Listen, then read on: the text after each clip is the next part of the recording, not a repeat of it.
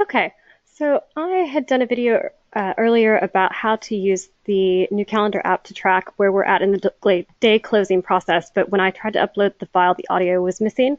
So I'm going to use a technical workaround to redo that, um, to dub that audio file on top of this YouTube recording.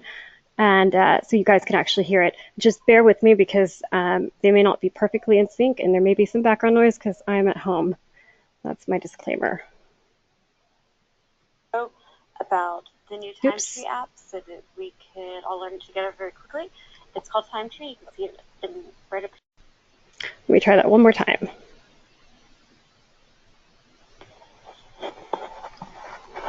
Okay, so I wanted to do a little video about the new TimeTree app so that we could all learn it together very quickly. It's called TimeTree. You can see it right up here. And I'll do a separate short video on how to get your account going. But right now I just want to show you some features I think will be useful to us as a company. We'd originally set this up so that we could keep track of where we were at in our day posting, closing, claim filing, QuickBook entry process. So in order to do that, we've set up one location or one calendar for each location.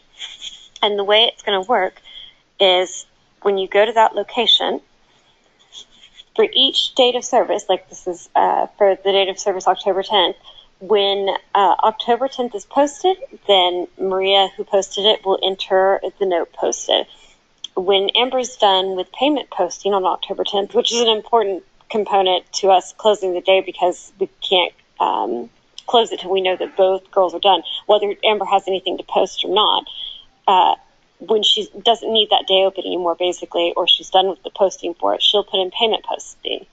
That then allows Maria to know that she can close the day. Once Maria closes the day, she enters daily close. These are super fast to enter, and if anybody who's not Maria and Amber are listening to this, they think that this will be really fast and easy for them to do. Now, once I added this for October through the days that we had closed, I'm going to update them tonight. So by tomorrow morning, literally every day we've closed in October for all the locations will be up to date, and Maria and Amber will start doing this portion of it going forward. But then when it'll continue on, like when I go to do the QuickBook entries or whoever I assign that to, once they've done QuickBook entries for that day, they'll add a note that says QuickBook entries. And once the bank deposit is made for that day, the person making that will add a note that says bank deposits. So, and yet, in case I wasn't clear when I started, these are actually going to be on the dates of service. This is not going to be the day that you completed the task, but we're actually looking at dates of service here. So the idea is you could open this app at any time, go to any of the locations, and see how far through the month the posting is, what's still left to do, where we're at on QuickBooks, and so forth. One of the other things that's nice about this is that you can comment on it.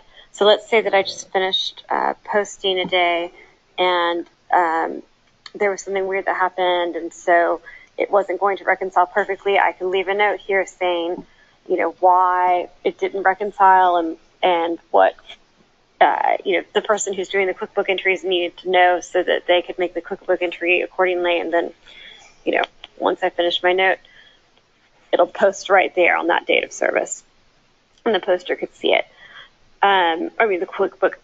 The person posting the QuickBook entries would be able to see it.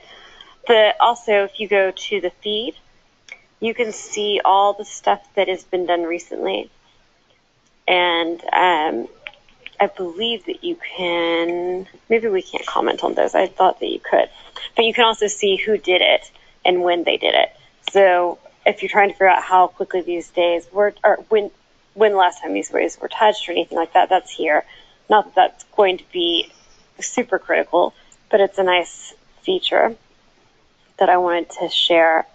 The other thing that I've done besides add these 4 locations is add a meetings and call schedule that I thought we would use specifically for organizing our conference calls and meetings and due dates for coordination of activities between the management and executive team and Greta's team.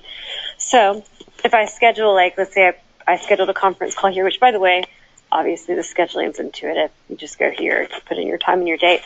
I can then share that. Like, if I want to invite people that aren't on here, I can do that. If I want to remind the people that do follow this calendar, I can do that. And then if somebody needs to make a comment, like, you know, I want to add an item,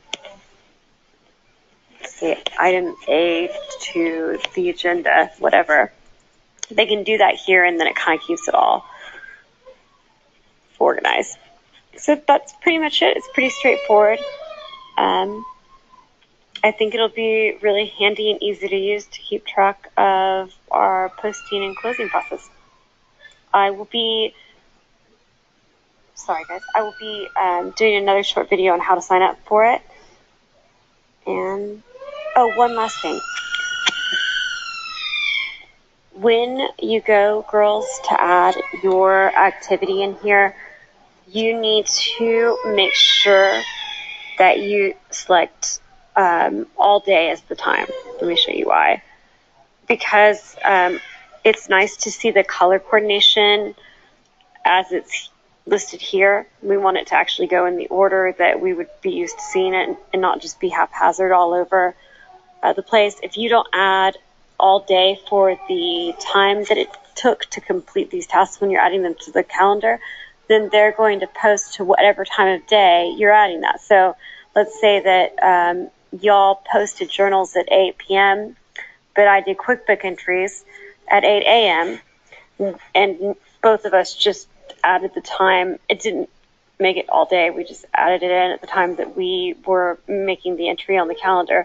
Then we would have QuickBook entries up here, and we would have posted down here. It's just a little bit more confusing, a little bit harder to read when you want to glance at it quickly. So to do that, you go in here, you type in your